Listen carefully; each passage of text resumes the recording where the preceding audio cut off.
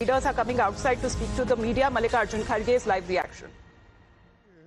और पूरे देश के युवकों को भी बताना जरूरी है, स्टूडेंट्स को बताना जरूरी है।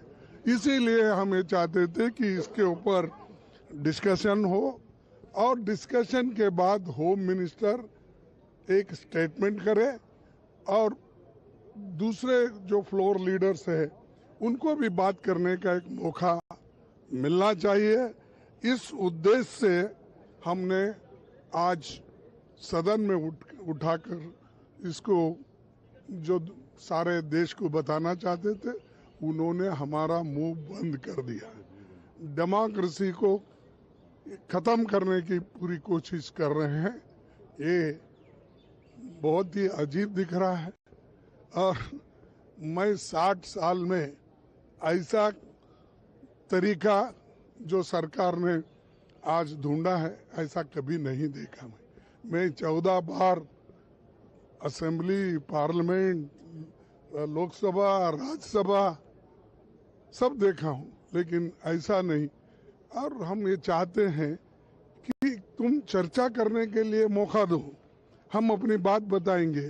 क्यों लाठीचार्ज हुआ, क्यों उनको बच्चों को मारा गया, इसके लिए हम पूछने के लिए भी अगर यहाँ फोरम नहीं है तो कहाँ बात करें। और मैं वार्न करना चाहता हूँ कि गवर्नमेंट अनार्की क्रिएट करने वाली है। अनार्की क्रिएट करने के लिए सब कर रही है। कोई अपोजिशन, कोई स्टूडेंट्स, कोई अनएम्प्लॉयमेंट ग्रेजुएट या कोई जनता नहीं कर रही है। सरकार खुद उचका रही है कि देश में अनार्की हो और फिर उसको दबाया जाए, लाठीचार्ज करा जाए, मारा जाए और डरा के उनको जेल में रखा जाए। दूसरी बात यह है कि कल भी जो हम बात करना चाहते थे उठाए, उस वक्त भी मौका नहीं दिया, लेकिन हमको जेल के जैसा अंदर रखा गया, बाहर आने नहीं दिया। क्या बात है? अरे पार्लियामेंट के बाहर भी अगर एमपीज नहीं आ सकते तो उनको सुरक्षा नहीं है तो किनको है? तो देश आज एक अराजकता के तरफ चल रही है और मोदी जी होम मिनिस्टर इसको कंट्रोल करना नहीं चाहते हैं और वो अपनी बात सदन में रखना भी नहीं चाहते हैं। इसीलिए ऐसे एटीट्यूड को हम कंडेम करते हैं। प्रधानमंत्री ने कहा कि सरकार और पार्टी युवा के साथ है। प्रधानमंत्री ने कहा कि सरकार और पार्टी युवाओं के साथ है। सरकार और पार्टी अगर युवाओं के साथ है, क्या बच्चियों के कपड़े फाड़ने के लिए, क्या बच्चों को लाठी मारने के लिए, क्या युवकों को दबाने के लिए और उनको आंसू बहाने के लिए लगाए आप और सुरक्षित रखने के लिए बोल रहे? अरे आपको दूसरों को टॉन्ट मारने के बजाय दूसरी कोई भाषा नहीं आती। हम देखे बहुत से लोग, कोई भी ऐसा नहीं करता। और ये प्राइम मिनिस्टर जी जो है खुद सबको डराने की कोशिश करते हैं, तो हम डरने वाले नहीं। हम जो विद्यार्थी है, स्टूडेंट्स है, युवा है, उनकी आवाज हम उठाते रहेंगे। और इसी के साथ जो राम मंदिर का भी हुआ उसके बारे में भी नेक्स्ट हम उठाएंगे और देश को बताएंगे एक तरफ तो चोरी हो रही है, दूसरे तरफ सप्रेशन हो रहा है और हमारे जो बातें हैं उसको खत्म कर रहे हैं। धन्यवाद। धन्यवाद। Thank you very much. धन्यवाद। Well, that's the message coming in from Mallikarjun Kharge, the LOP there in the Rajya Sabha. And as a Congress party leader to Kritika, the statements that have been continuously coming in, because that is exactly what the opposition wants to do. As far as the disruptions in the House is concerned, I mean, within minutes, barely 5 minutes into today's proceedings on day 2 that began, opposition ruckus ensued, which led to the adjournment of the House.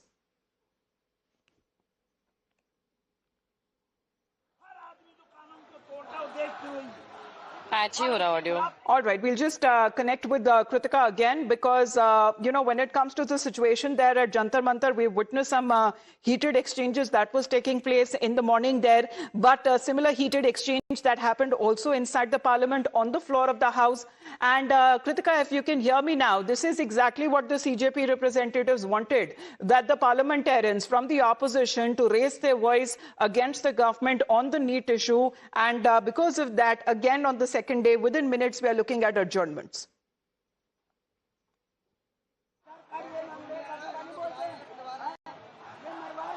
Well, right. Remember, even Sonam Wangchuk had written that what he is expecting is, in fact, either the youth be allowed to reach the parliament, present their representation to the parliamentarians there, or the parliamentarians come and meet him in the hospital, assure him that this issue will be taken up. But of course, as this issue comes up in the parliament by means of the opposition, in fact, speaking about it, we're also seeing a sloganeering and adjournment of the session at the moment. Here, however, at Jantar Mantar, despite the march that happened yesterday and despite the crackdown that also transpired yesterday, we're still seeing a crowd of about 400 to 500 protesters reach Jantar Mantar. You can also see the stage. Please to stay on with us, Kritika. Let me connect with Shehzad Poonawalla of the BJP. Shehzad, now this seems to be one of the multiple demands coming in from the opposition. So they are looking more like, as far as the representatives of the CJP is now concerned, raising the disruption in the House, and because of that, within minutes, we are looking at the houses being adjourned. नहीं, सबसे पहले तो अमिता जी, शायद माननीय खड़गे जी ने देखा नहीं कि सौरभ दास और आशुतोष रंका मेट नड्डा जी। जैसे ही इन लोगों ने तय किया कि ये सरकार से बात करना चाहते हैं, सरकार ने आधे घंटे के अंदर हमारे सर्वोच्च नेताओं में से एक नड्डा जी के घर पे उनको आमंत्रित किया, उनके ज्ञापन को लिया, उनसे बातचीत की। हाँ, पर जिन लोगों ने स्टूडेंट्स को इस्तेमाल करते हुए उनका बुर्का पहनकर वहां पर पथराव किया, पुलिस पे हमला किया, हाइड्रोजन ट्रेन पे हमला किया, कल मैं नाविका और प्रणेश का शो देख रहा था, पार्लियामेंट उखाड़ देंगे, इस प्रकार की बातें की, ऐसे लोगों को माननीय खड़गे जी क्यों डिफेंड कर रहे हैं? कल आपको पता होगा अमिता जी, एक व्हाट्सएप ग्रुप में चैट आई है कि 1-2 मर जाए तो प्रेशर में आएगी सरकार, मार दो या मर जाओ, मार दो मोदी को, पार्लियामेंट उखाड़ दो। मेरा सिर्फ माननीय खड़गे जी से ये कहना है कि उमर खालिद की रिहाई, 370 की बहाली, इसका नीट से क्या लेना देना? इनको तो आप कॉल आउट कीजिए, जिनसे बातचीत करनी है सरकार ने तो आगे बढ़ चढ़ के बातचीत की है। इसलिए माननीय खड़गे जी से कम ये अपेक्षा नहीं थी। राहुल जी से तो बिल्कुल है, वो तो एनार्की फैलाते हैं। अरविंद केजरीवाल खैर खुद ही एनार्किस्ट है। Well, he is expected to also meet, with the individuals who have been lathi charged by the police. So that is also coming in on part of the Congress party, which Rahul Gandhi is expected to do. मैं तो कहूंगा कि उनके ऊपर भी जिसने भी पत्थर बरसाए हैं उन बच्चों पे और पुलिस वालों पे, पुलिस वालों से भी जाकर मिले, 60-70 पुलिस वाले हैं और जो बच्चे हैं वो सभी लोग एंटी सोशल एलिमेंट्स के ही टारगेट है। और वो एंटी सोशल एलिमेंट वही है जो बोल रहे पार्लियामेंट उखाड़ देंगे। तो मेरा माननीय खड़गे जी से केवल इतना आग्रह है कि वो पार्लियामेंट उखाड़ने वाली जो बात कर रहा था उसके घर मत चले जाना, जो बोल रहे थे 370 बहाल करेंगे उसके घर मत चले जाना, हाइड्रोजन ट्रेन को जिसने वहां पे तोड़ दिया उनके घर मत जाना। स्टूडेंट्स को तो हम मिल रहे हैं, आप आ जाओ, नड्डा जी तो खुद स्टूडेंट से मिले, आप नड्डा जी से भी बात कर लेना, वो तो उनसे मिले हैं, उनसे तो बहुत प्रोडक्टिव बातचीत हुई है, रिएक्शन दिया है प्रज्ञा को और मोहित को। तो मुझे लगता है कि स्टूडेंट्स के नाम पर political anti social element, Amita, इसमें हमको अंतर करना होगा। Right. Thank you, Shehzad, for your point of view. Well, that's the BJP reaction coming in, calling the opposition's issue to raise the NEET paper leak to be selective and suiting whatever their agenda is to take on the government. That seems to be what the opposition strategy for now looks like as far as the constant disruptions are concerned.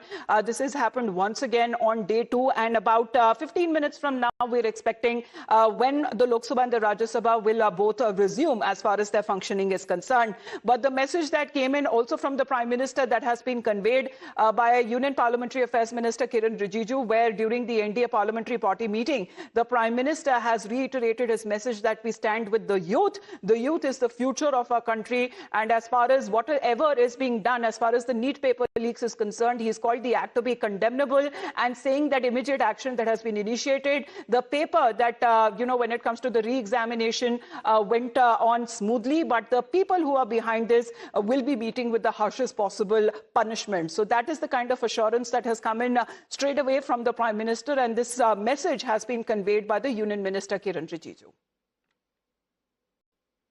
दोबारा इस तरह का paper leak ना हो, इसके लिए सख्ती से कदम जो उठाया गया है, जिन्होंने पेपर लीक धंधे में जो लिप्त है, जो लोग दोषी पाए गए हैं, जिसको अरेस्ट किया गया है, उसको जेल में डाल करके प्रधानमंत्री जी ने ये अपील भी किया है कि उनका जो सजा है उसको सख्ती से सख्ती सजा कैसे दिया जाए, उसमें सारा टॉप क्लास के वकील लोग भी साथ दें, ताकि जो पेपर लीक जैसे पाप काम किया है उन लोगों को घोर सख्त सजा मिले। उनका आज पूरे 40 मिनट्स के स्पीच में ओनली यंगस्टर्स वर देयर कि कैसे आज वो स्पेस में काम कर रहे हैं, कैसे हाइड्रोजन ट्रेन एक बहुत बड़ी उपलब्धि हुई, विश्व की सबसे बड़ी, and we have to only focus on youngsters and give जो कल्प्रिट्स हैं नीट अखबार में जो 13 लोग पकड़े गए हैं उनको कड़ी से कड़ी, सबसे बड़ा लॉयर हायर करके उनको कड़ी से कड़ी सजा दी जाए, ताकि आने वाले समय में भविष्य में कोई भी इस देश में हिम्मत ना करे और सजा जितने जल्द से जल्द हो। उनका बहुत उन्होंने आज कठोर और स्ट्रेट अवे में मैसेज दिया। हमारे नेता और जो राज्यसभा में लीडर हैं श्री जेपी नड्डा साहब ने उनको बुलाया, उनकी बात सुनी, उन्होंने मांगे रखी और उन्होंने आश्वासन दिया कि सरकार इसको कंसिडर करेगी। तो मुझे लगता है जब बात एक अच्छे माहौल में जा रही है तो इस तरीके का माहौल खराब नहीं करना चाहिए। I think the Prime Minister gave us a very important message to which obviously resonates with the youth, because the message which was very clear was that young people today are being more empowered than they have in the past. A good example of that was what happened with Skyroot. The fact that the government is doing all it can to fix accountability with the NEET paper leaks, and ultimately to send a message of unity that we have to work together in Parliament for the betterment of the nation. Protesting, in my opinion, has never yielded any result, and that was a message by the Prime Minister to all the ND MPs. Ashok Chavan with us. So what exactly was the message given by the Prime Minister in the meeting, sir? Prime Minister general message was unity in the country, and achievements were highlighted about the performance of the NDA and good dialogue with everybody so that the country progresses, and whatever are the problems faced in the country will be eliminated by strict action. So let's connect with Nyamika on this, because Nyamika, as far as the aftermath is concerned, the opposition continues to raise their voice. We just heard the reaction that has been also coming in from Mallikarjun Kharge, and that seems that is the very strategy of the opposition that is going to undertake, I believe, 10 minutes from now when the parliament session also reconvenes.